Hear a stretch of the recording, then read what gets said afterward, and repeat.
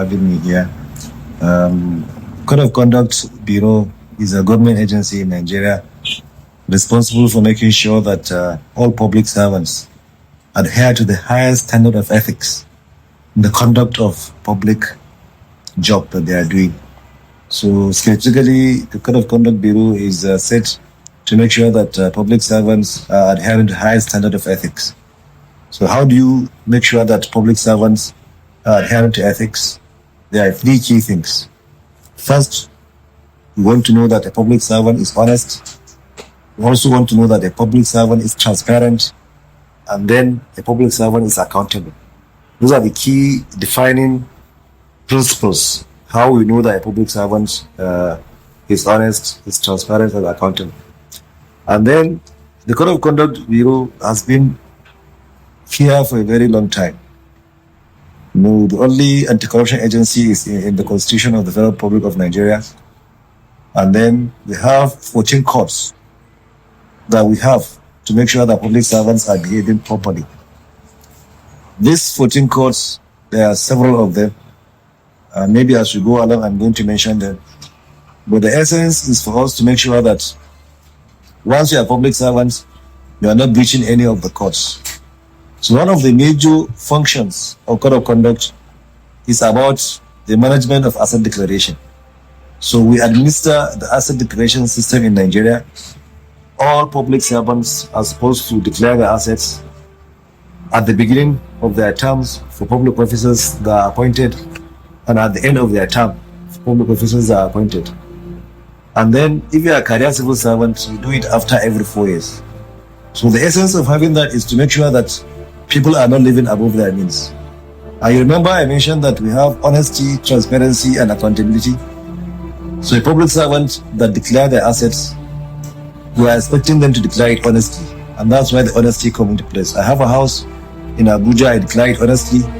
I don't under-declare my assets. I don't over-declare my assets. I don't hide my assets. So by the time you complete your asset declaration completely, honestly, then you know that you are honest. Then what do you mean by transparency? Transparency in this case is that you are not declaring to yourself. You are not also declaring to your own organization. You are declaring to an independent organization separate from your own organization. So that means that you are being transparent. And that's another key thing about the Code of Conduct. The third one is accountable. What do you mean by accountable is that if you declare at the beginning of your period and you declare at the end of the period, any increase in your net worth, we will have to ask you, how do you got that money? How do you get that increase in your net worth? If you can explain it, then you are accountable. If you cannot explain it, then that is why the issue is. So you can see that these three principles that I mentioned, honesty, transparency, and accountability, are part of the things that we do in that. So we can discuss other courts. We have conflict of interest. For example, a public servant is not supposed to do anything that will be in conflict with his function. You are not supposed to give a contract to your own self or to your family without following due process.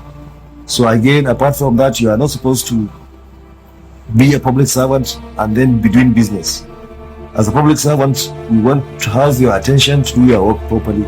So anything that will distract you from doing your work is also a problem.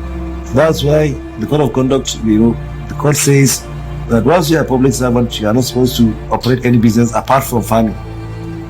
So apart from that, again, you are not supposed to maintain a foreign bank account. If you are a public officer, you are not supposed to maintain any foreign bank account. One of the reasons why we don't want people to operate foreign bank account is that they might be stealing money and then stashing it abroad. Apart from that, once you are no more a public servant, you are retired, you are also not supposed to get a job, even a part-time job in government with more than one government agency at a time. So that's another key thing about it. So there is also the issue of gift. As a public servant, you are not supposed to collect a gift unless if it is allowed. There are certain category of gifts that is allowed, but then there are certain category of gifts that is not allowed. For example, you are not supposed to collect a gift from a contractor. Once somebody is a contractor, then any gift from that person is deemed to be a breach of the Code of Conduct. There is also the issue of loans. You don't just collect loans from any organization. You collect loans from organized financial institutions.